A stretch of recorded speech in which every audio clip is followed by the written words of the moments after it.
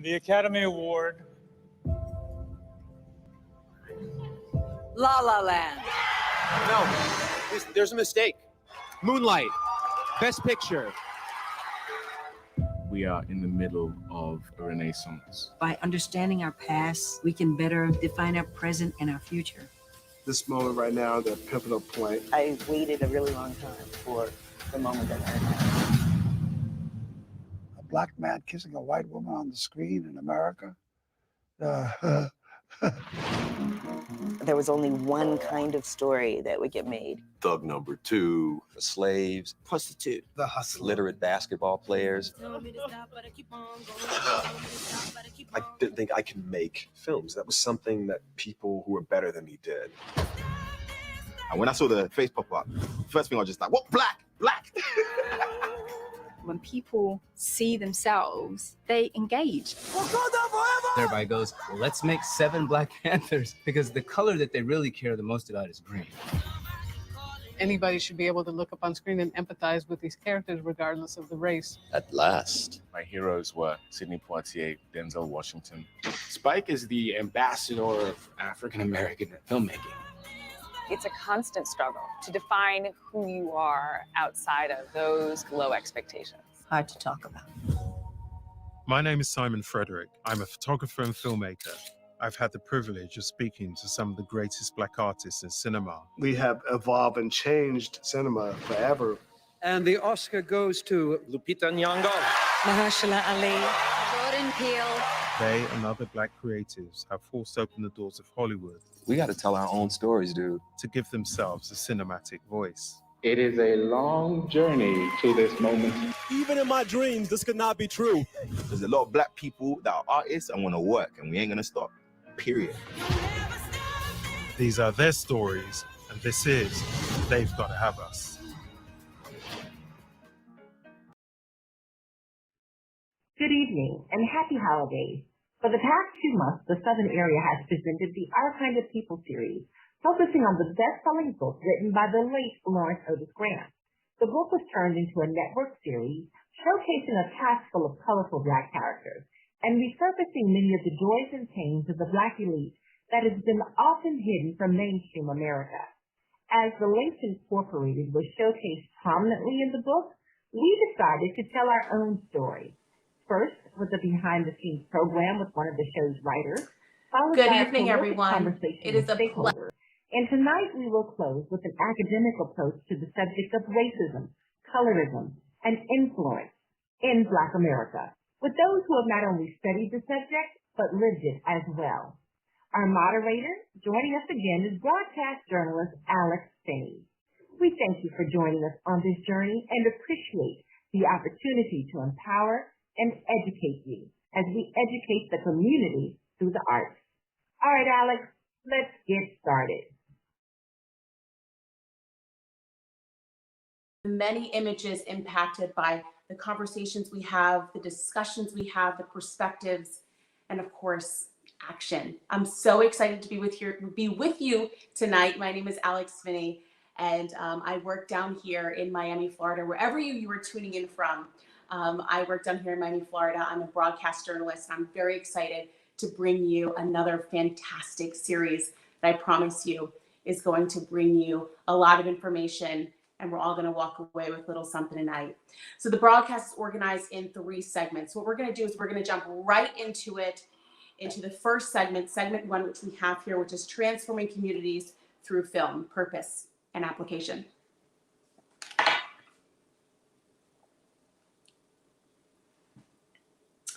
I would like to introduce first Ms. Funmi Harman, who serves as the Southern Area Chair for the Arts Facet. As the Chair of the Arts Facet, Ms. Harman, please explain, of course, we want to hear from you, the program Transforming Communities Through Film. Hi. Hi, and thank you, Alex. Transforming Communities Through Film is a national initiative that encourages us to be aware of issues that affect the social and economic climate.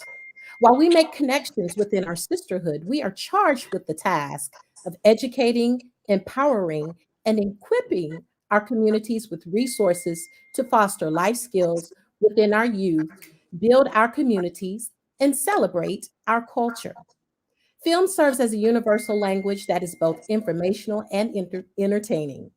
As we progress towards collective excellence, may we remain committed to transforming communities through film. Okay. Well, I'm excited for this. I hope everyone that's visiting us virtually is excited for this conversation because we have a fantastic panel tonight. So thank you so much for Ms. Harmon there for just kind of laying all of this out for us as we get ready to embark on what will be a great conversation. Thank you for setting the tone, of course, the framework for our conversation tonight. I would like to bring on our next panelist. We have Dr. Angela Owen Terry, who has had an extensive career in the field of psychology. Hi, Dr. Terry, how are you? Hi, how are you? Sit with me just beside me there for a moment while I do a quick introduction of you. She is also a member of the Durham, North Carolina chapter of the Links Incorporated. Interestingly here, her parents were charter members of the Memphis chapter of Jack and Jill of America Incorporated, and the Our Kind of People author, Lawrence Otis Graham, is her cousin. So just a little tidbit there as we welcome to the virtual stage, Dr. Terry. How are you this evening? I'm fine, thank you. And thank you for having me. Oh, of course. We are so excited to hear from you. And of course, I have to just jump right into this and just talk about just the inspiration surrounding the book, Our Kind of People. Can you just go into that for us?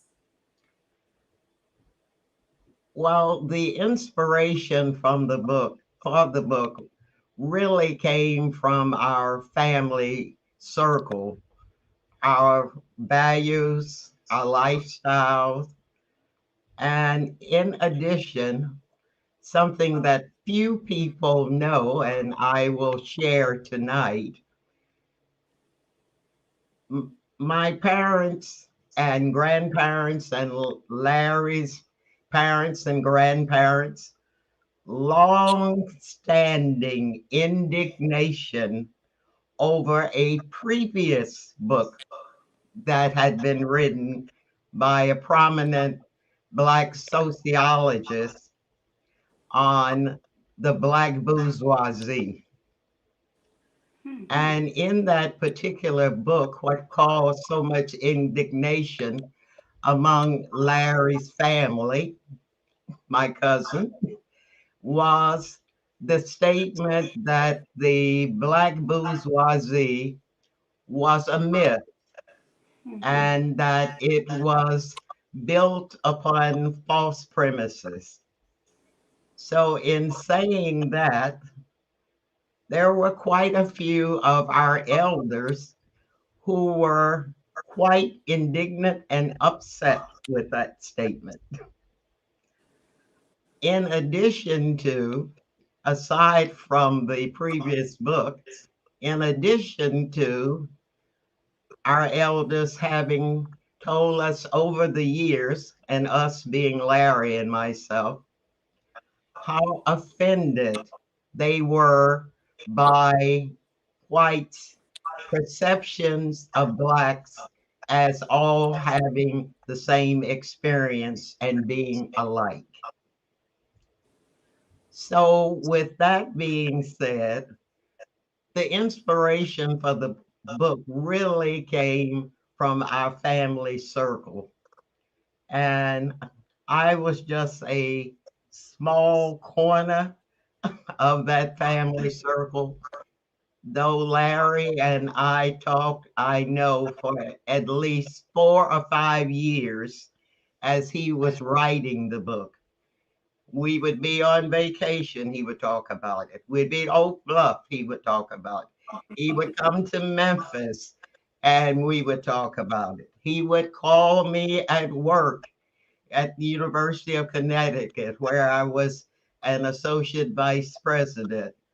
And once he called me, I'll share a little secret, and it was about 10 o'clock in the morning. And he usually did not call me at that time, but also he didn't call me at work usually. And my executive assistant says, there's someone on the phone who is identifying himself as your cousin Larry. Should I put him through? And my heart began to race because this was so unusual. And I said, yes, of course, put him through. She put him through. I said, hi, Larry, what's going on? With thoughts in the back of my mind that it must be his mother who was beginning to have declining health. And he says, hi, Angie, let's talk about Jack and Jill. So as I said earlier, the inspiration was from his family circle. And it's just so amazing, hearing your story, just so personally connected and intertwined with all of this, because it was that story that laid the framework for us to be able to enjoy what we're seeing now, which is the TV show, Our Kind of People. It was that story there. And so, Dr. Terry, thank you so much. You are kicking off our evening, and we actually are going to be going on to segment 2 now, which is imagination, intent, and issues. So let's take another peek at the trailer that started season 1, as you just heard me mention there, of what has been a fabulous and much talked about show on Fox, Our Kind of People. Let's take a look. This is Oak Bluffs. I was young when I learned there was a difference between us and them. They have money, mansions, power. The only crown I've ever worn is the one growing out of my head.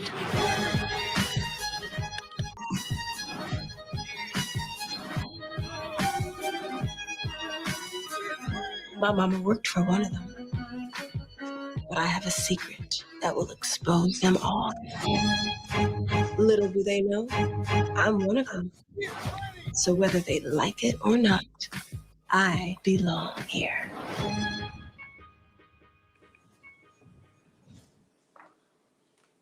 All right. So I'm sure so many of us have seen the show at this point, at least dabbled in it a little bit. I hope if you've seen it, it's been really, really great.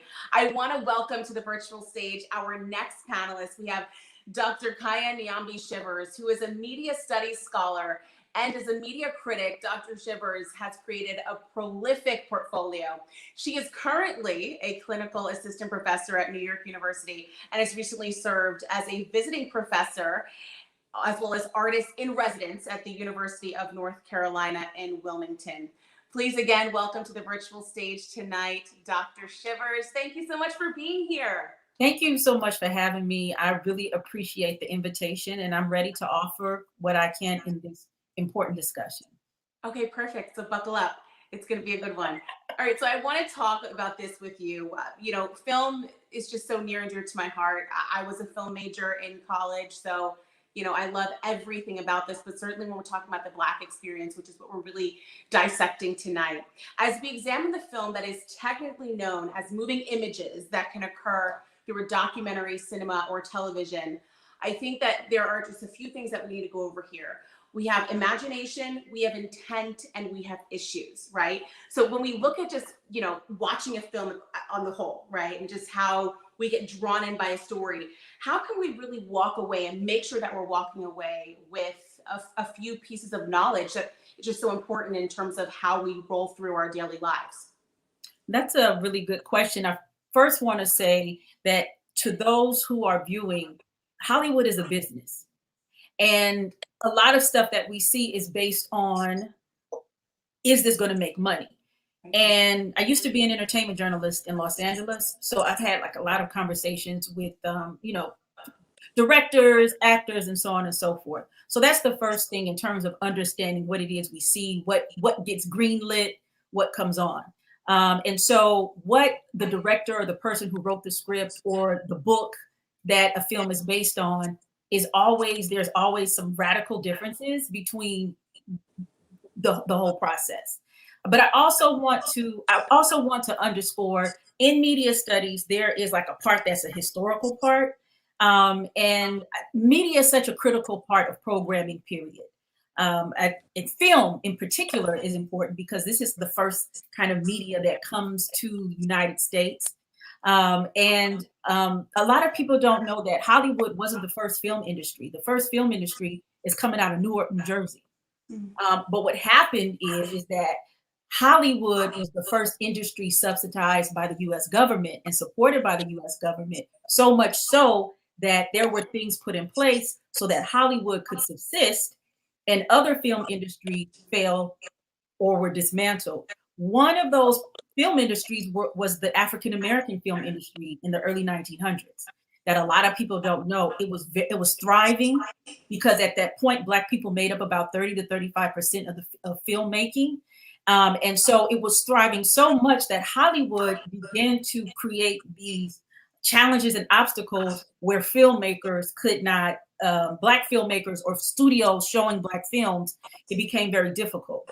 So now we have today, when we're talking about film and we're talking about intention, a lot of things or what you see in the preliminary stages and pre-production stages don't fully blossom. So I implore when people see a film, have a critical eye, one, and then also if there's a book or something connected to it, to read it, and then three, do what we used to do, talk about the film afterwards.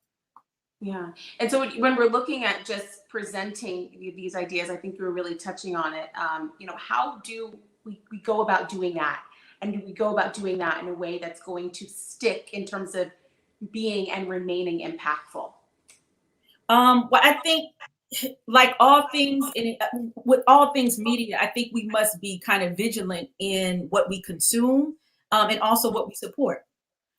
Because there has been, I'm glad Black Panther film went, because the Black Panther film was a film that was different in many ways. One, it was very African centered, and also another thing is that it was marketed globally. In the global film making sphere, a lot of people feel like Black people in movies does not sell, and what they found out was the opposite.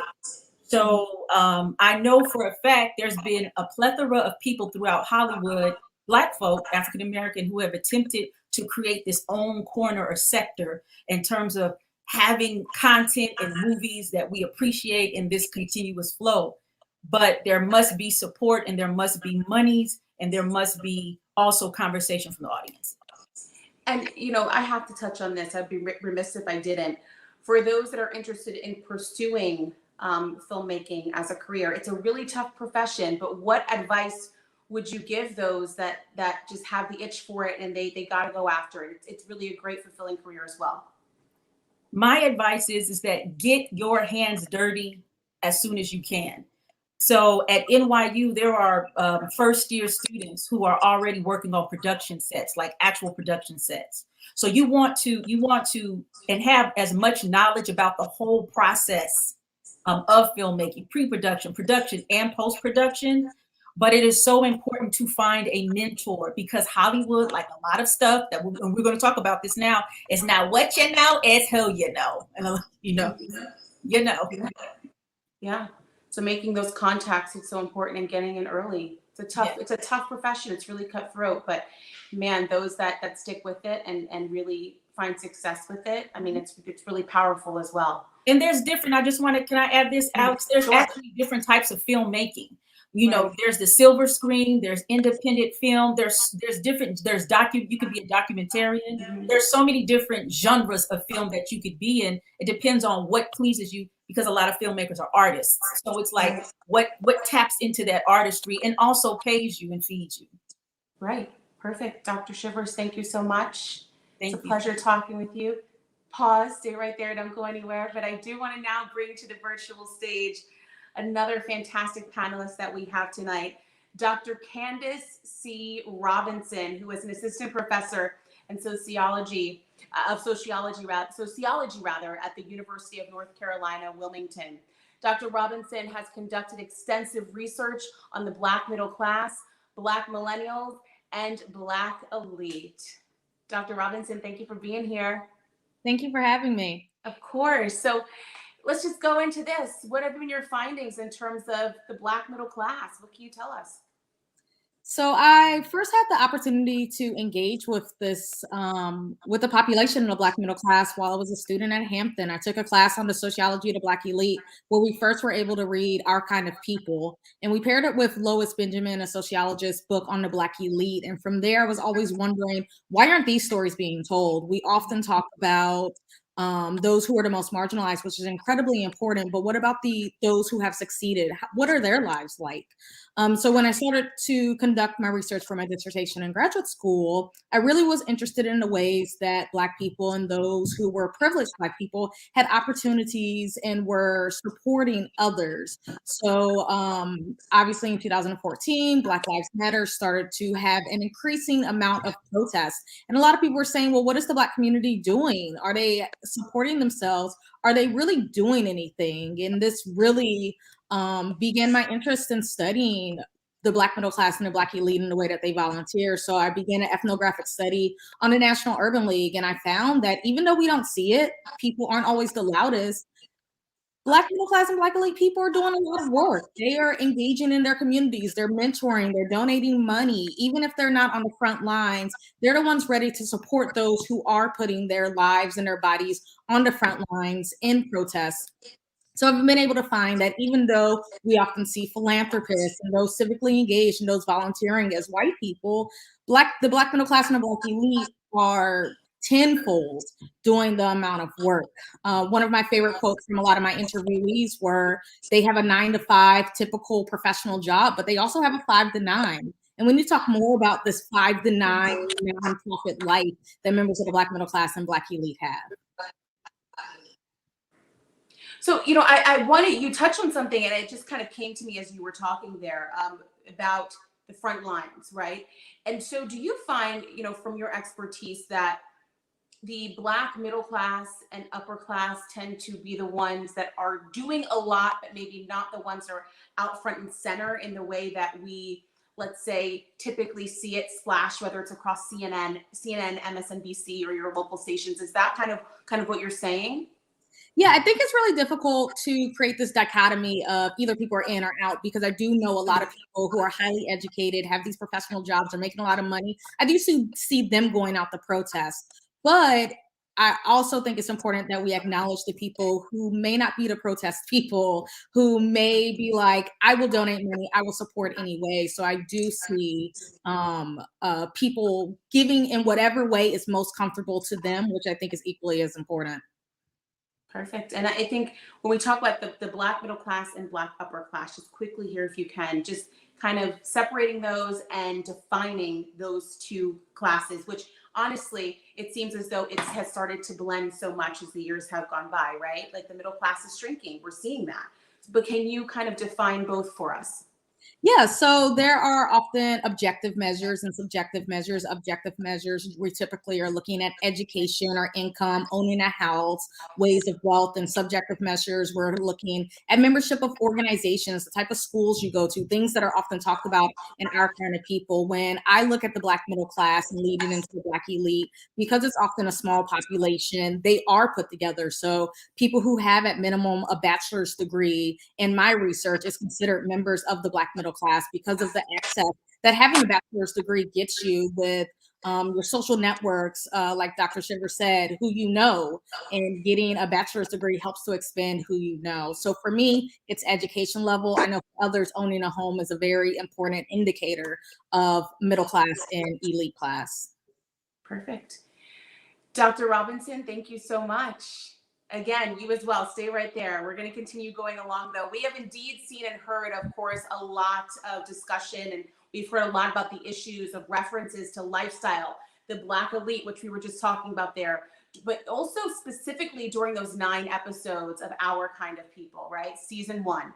I want to take a moment here. We're going to watch just a little bit of this, a recap of some issues revealed in season 1. And then we will also ask Dr. Shivers and Dr. Robinson to respond to them for their professional perspectives. That's going to be in segment 3, framing conversations about film to transform communities. Take a look at this video first.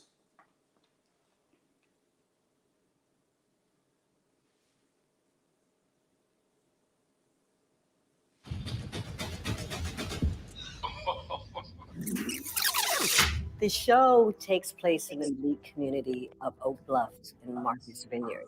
Angela Vaughn comes to this community to establish a Black hair care business in a property that has been left to her by her mother. The drama ensues when the rich, wealthy socialite, Leah DuPont, refuses to accept either her or her family into the community. Many are called, but few are chosen. And then after that, all kinds of juicy plot twists explode. I want to say hi to the hosts. Oh, you want to wade into the deep waters? I'm Angela Vaughn. I applied for the Small Business Incubator Program at Franklin. Yes. Black hair care. What's hot right now? I just got to figure out how to get into Franklin so I can find out the truth about what Teddy did to Mama. You're obsessed with getting in with these people. Teddy Franklin is my father. You have twisted the legacy of this family to serve your own greed. You can keep your seat at the foot of this table, just never forget who sits at the head of it. Your father's retiring. I'm going to control all of it. They always say that women marry men that remind them of their fathers. You and I, so different. Grab dinner with me tonight. Angela, you gotta see this. What is all that stuff? Must have been my mother's. There's no denying that Angela Vaughn is your sister. We're blood. You know I'm not just gonna let you come up in here and destroy my name in one fell swoop, right? Welcome to the family. The Franklins have embraced me. You scared of having a sister? Look, I'm just trying to protect my family. I mean, you wouldn't want us questioning your loyalty now, would you? I don't want space. I think Teddy supplied crack to Edgartown in the 80s and let my mother take the fall for it. The time is right. I'm gonna destroy Teddy Franklin.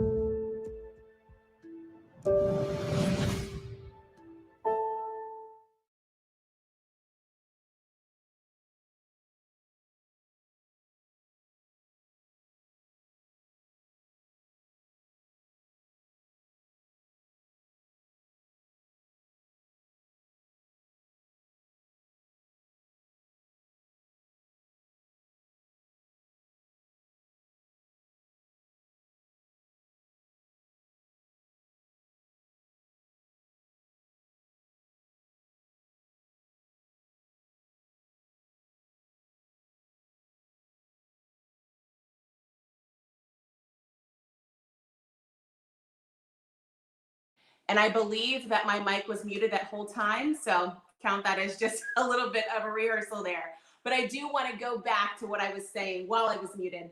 And that is I want to bring on all of our panelists because we're going to dissect our kind of people.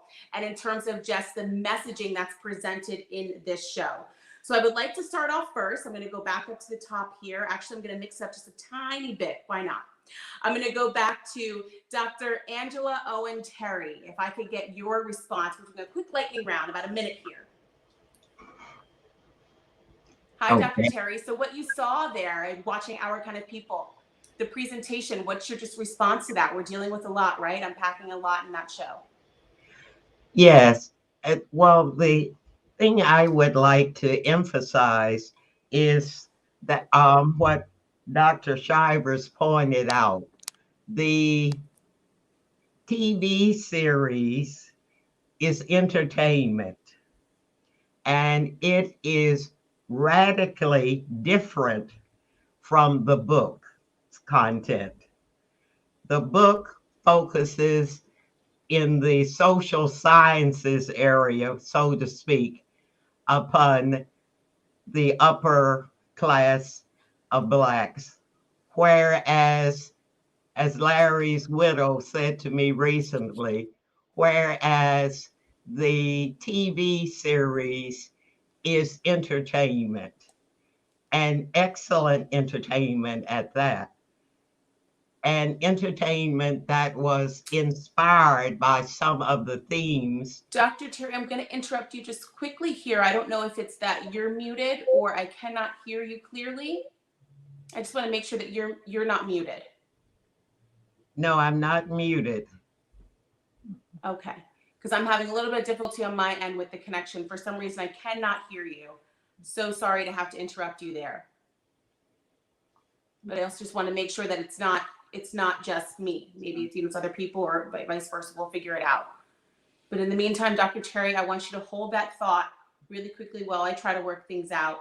I do want to go over to Miss Harmon as well. The same question, lightning round here, in terms of your response to what we were seeing there, in terms of that teaser with Our Kind of People, as well as the show.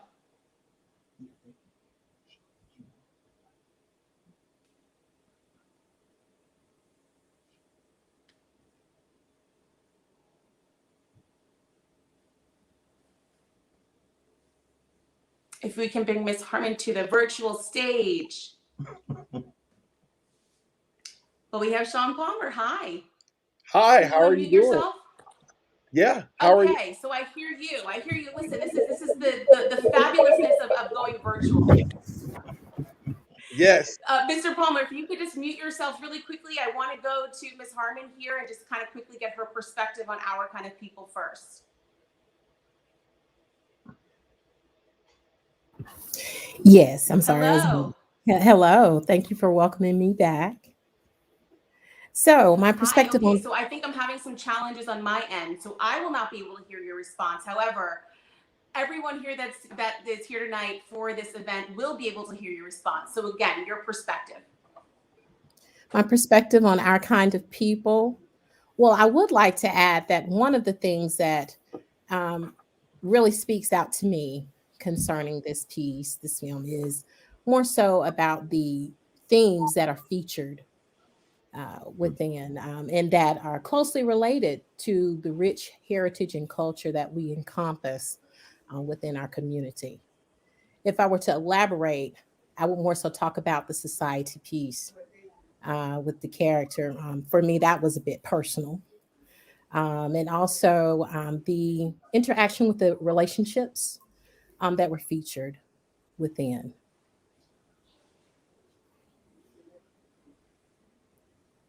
Would anyone else care to?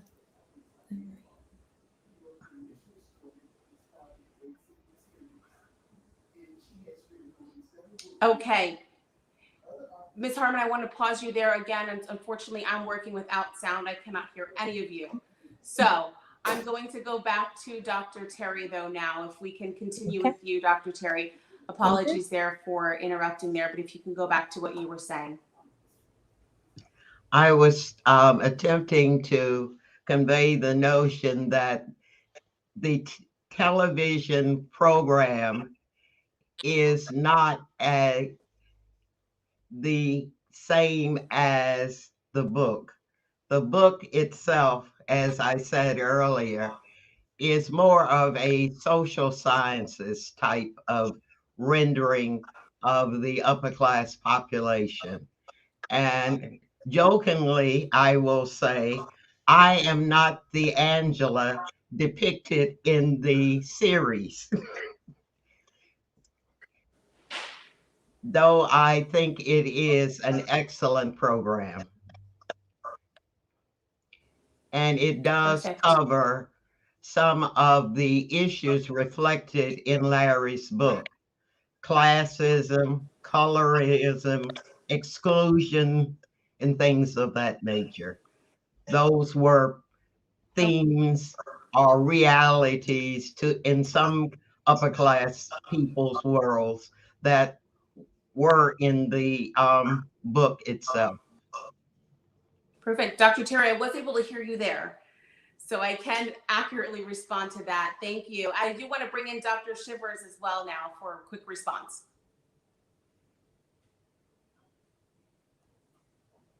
All right, I'll give you my 1-minute version.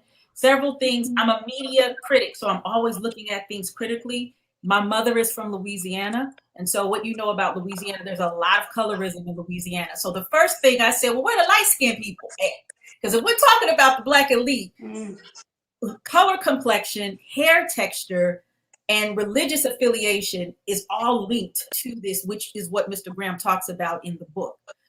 These three categories, and I remember him saying, going to some social function, he said like all of the women were long hair, light skin, some had nose jobs, and so that to me was very starky when I saw that.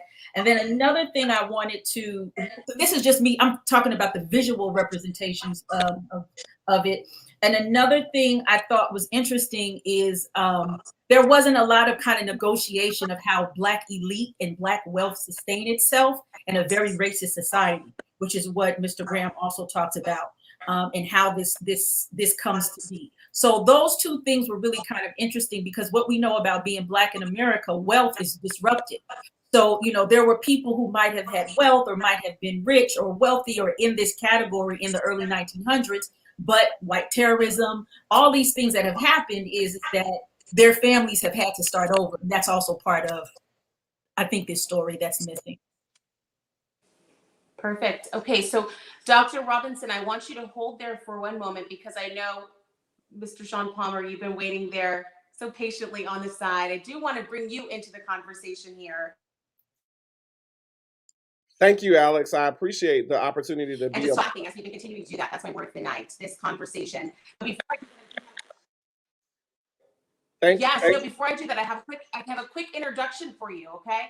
So I do want to get to this. We know that Reverend Palmer here is the director of the Upperman African American Cultural Center at the University of North Carolina in Wilmington.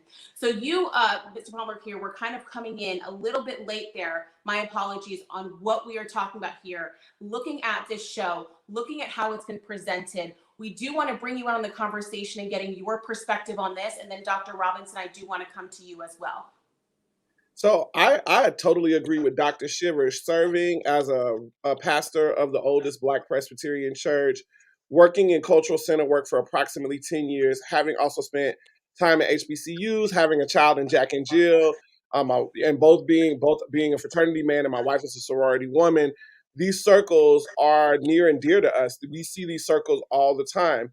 And as Dr. Shivers has suggested, and I do think as we can talk about Black elite, there are ways in which we might think about Black elite along educational pursuits and access that is not necessarily related to how much money is in their bank account, right? Partially because generational wealth is disrupted, and I would imagine at least 5 disruption points in the last since slavery. So Jim Crow being one of them, and so that 1890 period. But also there are a few others that are related to, like African American access to wealth and resources. And so I do think that when we think about the show, we have to ask ourselves, how are African Americans portrayed? How do we understand them in the context of what we think we know about upper middle class Black folks, meaning complexion and identity? And how is the plantation as a trope connected to this notion of who gets to have in Black communities? And so when we're talking about this, right, in terms of the Black community and how we're portrayed, I think it's really important to go into how we have these conversations, these discussions, but then we translate that into action. Mr. Palmer, if you can continue on with your response to that question, then Dr. Robinson, I do want to come to you on that. I think the question that we have to have is, a question that we have to ask ourselves is around action. Is our work as Black middle class and upper middle class and a Black professional class, is our work as a vanguard safeguarding capitalism and doing community service? Or are we doing liberative work? Is our work about liberation? Is our work about everybody having access? I think there's a critical question that I think Du Bois has asked. I think if you read Lawrence Otis Graham's book, it's there, hovering, which is, yes, these are kind of veiled Black communities that everybody doesn't get to see, but we kind of know people because our families are multi-classed. And so do we see those people reaching back and getting us? Or do we see them as beneficiaries to capitalism and assuaging their own understandings of their wealth by just doing great community service in our community? And I do think that there is a point where, younger generations have leveraged that point around like Black respectability and what it would mean. What does it mean to be wealthy in this moment if your wealth doesn't do anything for others? And I think And lastly, I'll point out this. I would say I actually think, to Dr. Shiver's point, and maybe to Dr. Robinson's point, that it might be actually hard for African Americans to stomach an all light-skinned Black cast telling a story about our kind of people without having other images to reconcile. But I do think that visual image, along with kind of the sonic narrative that we see playing out, in terms of the music, in terms of how we understand hair to be a metaphor for who gets to be elite and who does not. I do think that those images soften how we might understand, particularly next to Lawrence's book, where colorism is deeply entrenched in the text. Yeah, and I think you raised a good point there when you were talking about seeing images of ourselves. It's not just about seeing, the Black image, but when you broke it down in terms of the color as well, right? Like the spectrum, it runs the spectrum and the gamut there. So Dr. Robinson, the reason why I want to bring you in on this question here is because we were talking about the classes, right? That Mr. Palmer was breaking down here and talking about, you mentioned how it's so important that we don't just, show up at, as you were saying, Mr. Palmer there, and at the charity events and whatnot, and give our money and donations, but actually reaching down and helping the next generation, helping maybe whether it's the class beneath us, whatever that may be. Can you kind of expand on that a bit and talk about that in terms of how that relates to classes and what we're looking at as well? Yeah, I mean, I think this is one of my favorite things to talk about, but also my least favorite things to talk about, because no one is going to be satisfied with a particular answer. One that we often ignore when we're talking about the experiences of those who have within the Black community is that white supremacy is a beast. It's really difficult to chisel at white supremacy. So what do you do when you're living in this space where it's really hard to break down these systems that are trying to keep you down? And I think that's part of the reason I'm always fascinated with the Black elite, because one of the cool things about our kind of people is every week you see a gala or a party, and these are gorgeous people enjoying themselves. And I don't know visually if we often get to see this in that manner. What's also often lost every week when they're showing, the glitz and the glam is they're also typically writing a check to some sort of volunteer event. When we think about reaching down and helping other African Americans, well, they're reaching down and helping their children. And yes, they need to reach out and help more kids, because the more the better. But also, I don't want it to be lost, the conversations that are had around the high school students that are on the show, talking to them about what colleges you're going to.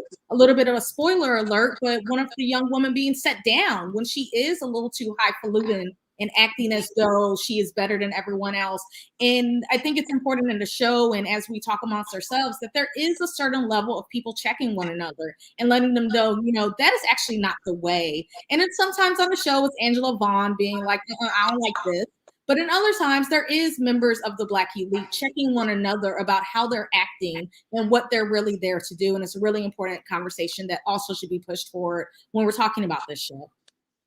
Okay, perfect. And I do want to go back, because we had a little bit of technical difficulty there on my part a few moments ago. We were talking about that lightning round. I really want to hear what everyone has to say, even if you're just repeating yourself there. But Dr. Shivers, if we can go back to you and talking about just transforming communities through film. You're the expert on this. So let's first start with you.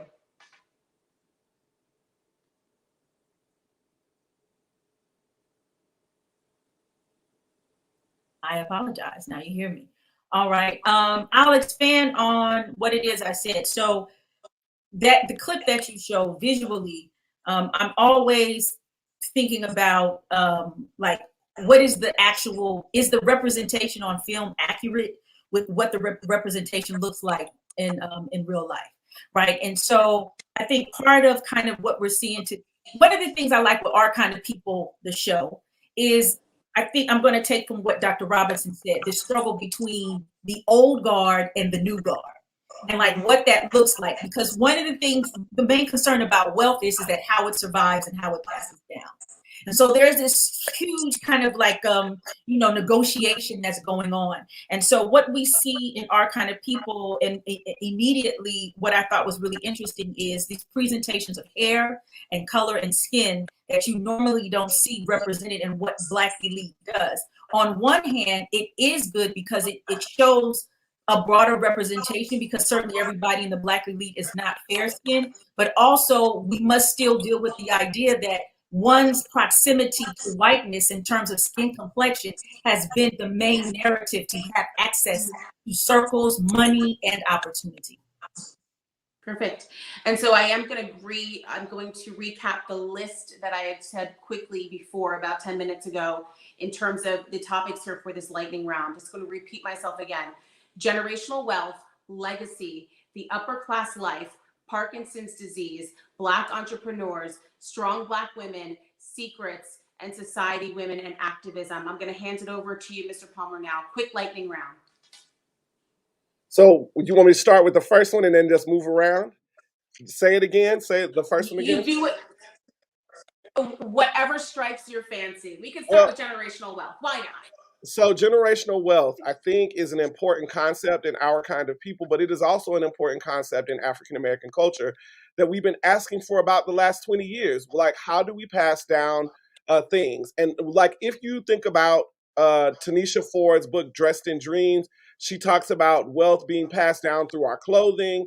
If you talk about it in Gullah Geechee culture, it's wealth being passed down through land and language, and also this ability to create things by hand. But again, like generational wealth and the ability to pass down legacy and generational wealth is prominent in this show. And it is something that I do think all African Americans can attest that they want to leave something for the people who come after them.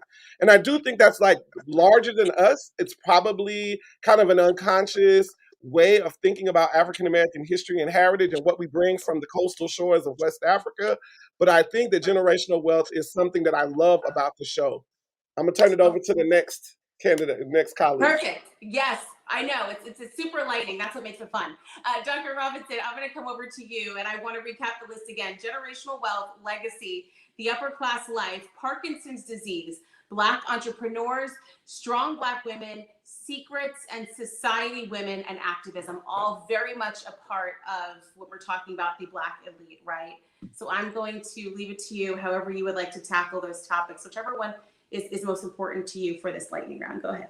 Yeah, it feels like randomly in my brain picking something out of the hat. But what's really important in this conversation that we haven't talked about, and being invited by a women's organization, we haven't talked about Black women's role or the strong Black women tropes, thinking about assumptions we often make about Black women and Black elite women and what they may not be doing. But in actuality, and especially what you see in our kind of people, is the way that Black women are really holding it together and making sure that things are moving forward. And it's something that we see throughout, Black Americans' history in the United States, but definitely throughout the civil rights movement and even to today, the way that Black women have definitely served in a role in which they are making sure that we are looking back, doing this legacy. We're pulling those up with us. And Black women are often connected in ways that Black men necessarily aren't. And the last little piece that I would say about Black entrepreneurship, one of the things I love about the National Urban League that a lot of people criticize is this conversation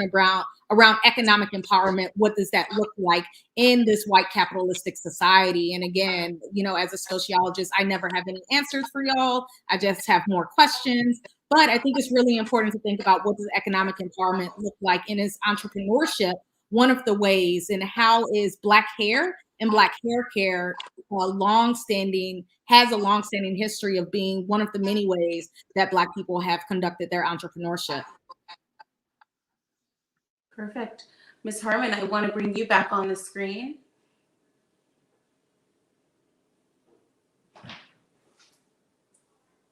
If we could get her back on the screen, that would be great. So we can add her into this lightning round as well, if she's there. Okay. Well, we're going to take a moment, though, because I do want to go on to this next. This is our final. We're going to be wrapping up now. But of course, I would be remiss if I didn't add this question in there as well and make sure that this is heard.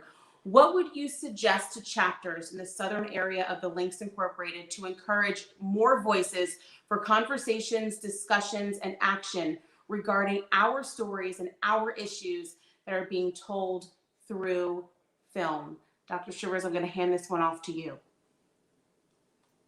So the book Our Kind of People kind of starts with this dialogue of the Black elite demographic being concerned that there was a misrepresentation or a lack of portrayal of that group.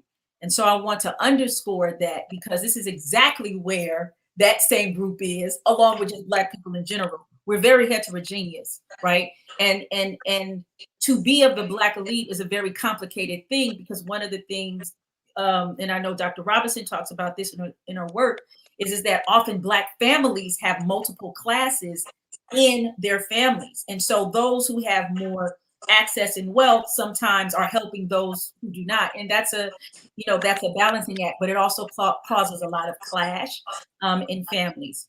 What I think that the Links should be concentrating, I think, on is more activism in terms of protecting and building Black wealth, because the fact of the matter is that the Black elite make up a very small percentage. Most Black people right now are underwater in post-pandemic America, as most Americans are. And so there needs to be a lot of conversation of not only what we look like, but what really Links in terms of having access and resources need to do in order to embrace what they did in the early 1900s in terms of Black women, which is lifting as we climb, because we have a lot of work to do.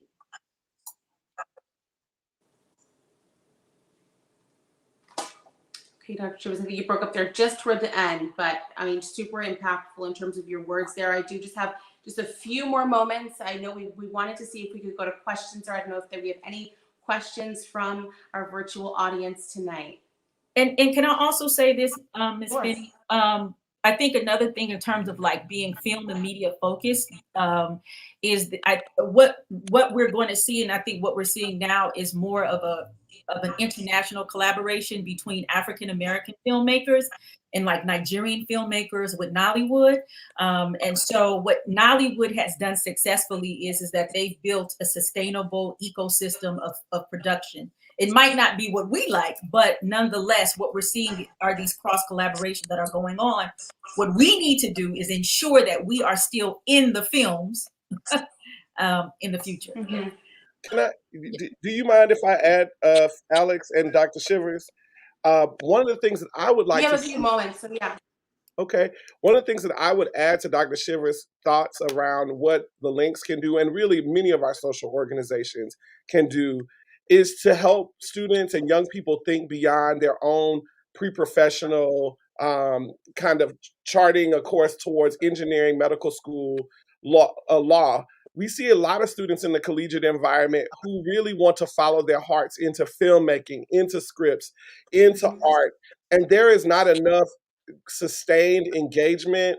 I would even say grant work to help students really think about that, because those things seem to be in contradiction to what their parents want for them.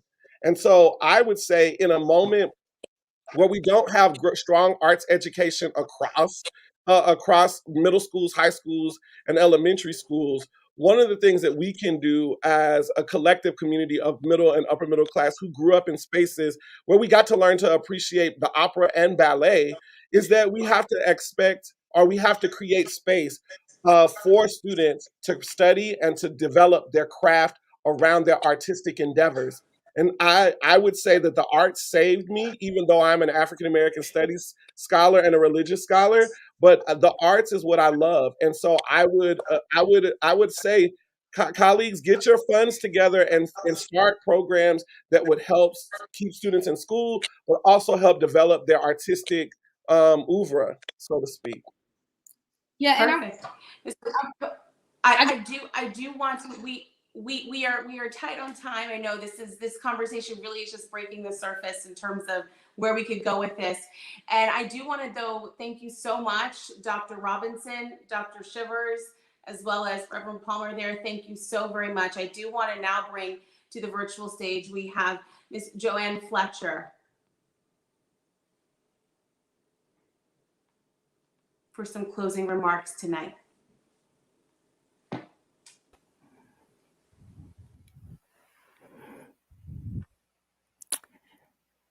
Good evening, everyone. I just want to thank our viewers and our audience and everyone who has come on these last 3 series to join us as we transform our communities through film. And I just want to thank our panelists tonight who've done such an awesome job. I know that we're trying to stay within time tonight, but we did want to have a few questions if we could. We want to make sure that we thank Dr. Robinson, who has given us a wealth of information here this evening regarding the middle class and the elite. We want to thank Dr. Shivers, who has joined us from NYU University, and how she has given us such a wealth of information about what we should expect in the film world. So with that being said, I also want to thank Reverend Palmer, as well as the Southern area, who has brought on these series.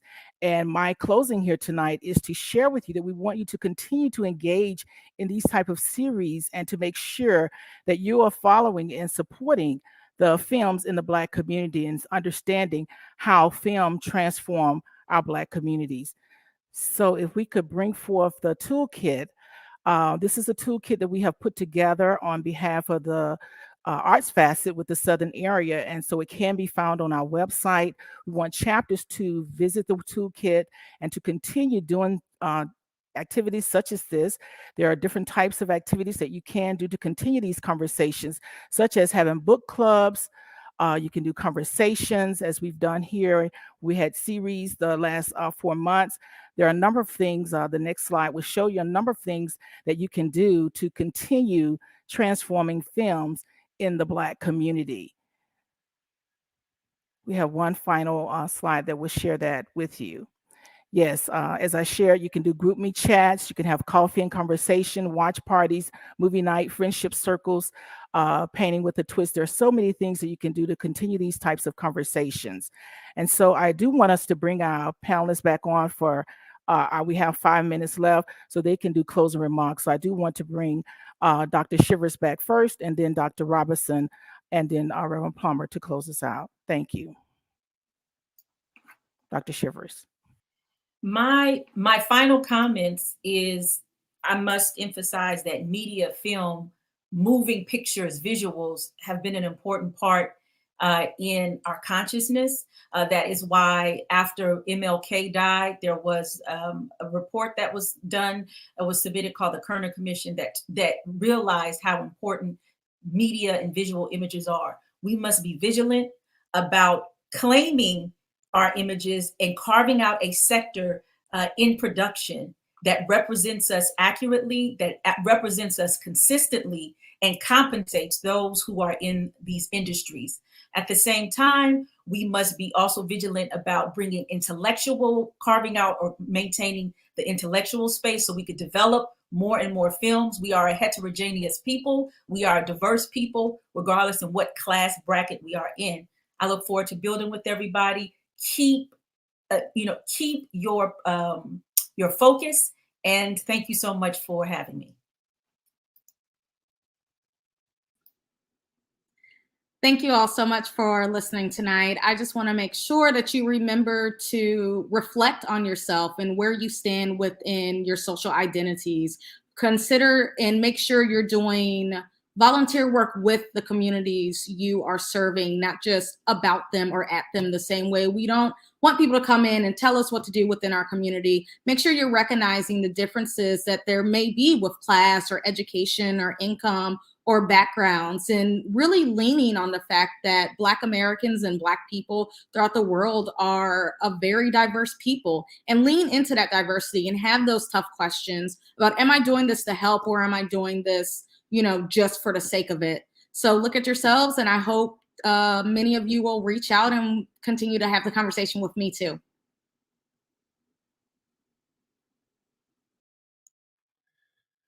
I think for sure we know that our African ancestors tell us that until the lion is able to tell the story will always glorify the hunter. And so as we continue to diversify our storytelling, our ability to tell those stories of all of our people, of all of our joy and all of our sorrow. We have a responsibility in our communities to make sure that we are training a next generation in that ability to tell those stories, in their creative imagination, and in the documenting of our history, both as it is situated in our upper class environments, but also as it is situated in our middle class and those who are at our lowest socioeconomic places. And so in those tellings, we get a fuller picture of ourselves. We see the full beauty of ourselves. And I think that as the Links and other organizations continue to do their work, I think the charge for tonight is to continue to be able to tell your story to the best of your abilities. I look forward to seeing you in Upperman, and you may, or feel free to reach out to Upperman for other opportunities to work with you as you begin to tell your own story. We love you and thank you and good night.